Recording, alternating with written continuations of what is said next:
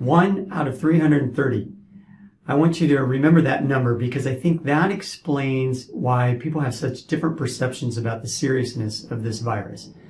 So let me explain. We have about 1 million or so positive cases of the virus. And of course, the number's a little low because we don't have as much testing as we would like. But it's in that neighborhood. We have about 330 million people in the United States. So about 1 in 330 have actually tested positive for the virus.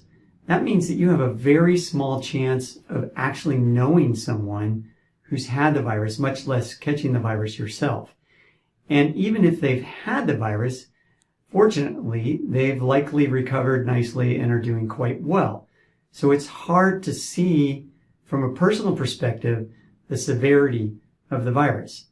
On top of that, the thing that you do see is that it's probably impacted you financially in one way or the other. And it certainly has me in my clinic. And also, on top of that, for everyone, it's impacted their lifestyle, right? We've all had to change our lifestyle and do something different than we used to be doing only 3 months ago.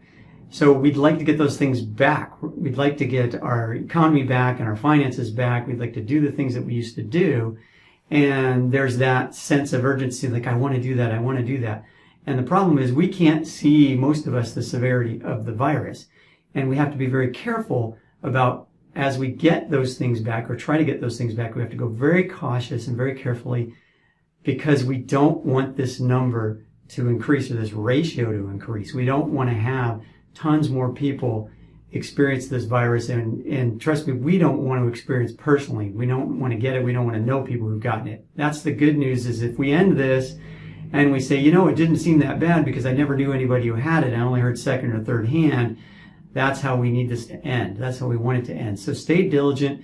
Keep washing your hands and wearing your mask and keeping your distance. Even as we begin to open up things a little bit and do more, we've got to do that to stay safe. Thank you very much for listening.